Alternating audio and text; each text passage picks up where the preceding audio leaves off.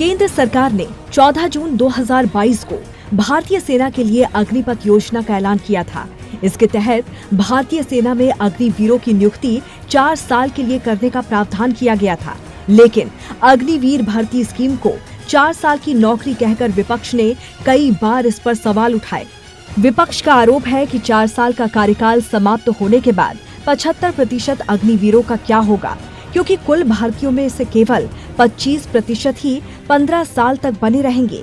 ऐसे में अग्निपथ योजना को लेकर पिछले काफी दिनों से चले आ रहे विवाद के बीच केंद्र सरकार ने एक बड़ा फैसला किया है।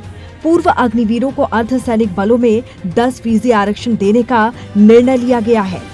केंद्र के इस फैसले से हजारों की तादाद में अग्निवीरों को फायदा होगा। सीआईएसएफ से लेकर सीआरपीएफ तक में पूर्व अग्निवीरों को 10% रिजर्वेशन का लाभ दिया जाएगा। गृह विभाग ने फैसला किया है कि अब पूर्व अग्निवीरों को देश के अर्धसैनिक बलों में 10% तक का आरक्षण दिया जाएगा।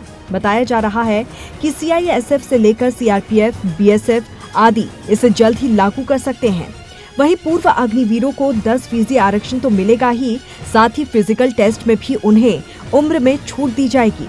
पहले वर्ष में आयु सीमा में छूट 5 साल के लिए होगी और अगले साल में आयु में 3 साल की छूट दी जाएगी। सीआईएसएफ की महानिदेशक नीना सिंह ने बताया कि सीआईएसएफ ने भी इस संबंध में सभी तैयारियां कर ली हैं। संसद से सड़क तक अग्निवीर योजना को लेकर विपक्ष के हंगामे के बाद रक्षा मंत्री राजनाथ सिंह ने लोकसभा में विपक्ष के नेता राहुल गांधी के दावों का खंडन करते हुए कहा था कि 158 संगठनों से सुझाव लेने के बाद ही इसे लागू किया गया था। अब अग्निपथ योजना की खास बातें क्या हैं, वो भी आपको बता देते हैं।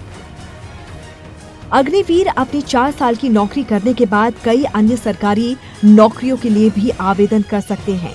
भारत सरकार के रक्षा मंत्रालय में भी अग्निवीरों को नौकरी का मौका मिलेगा। रक्षा मंत्रालय के तहत होने वाली सभी भर्तियों में 10% आरक्षण मिलेगा।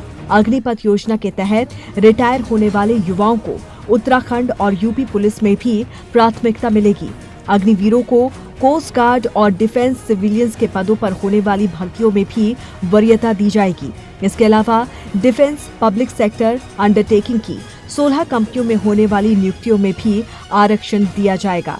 Bureau report, TNP news.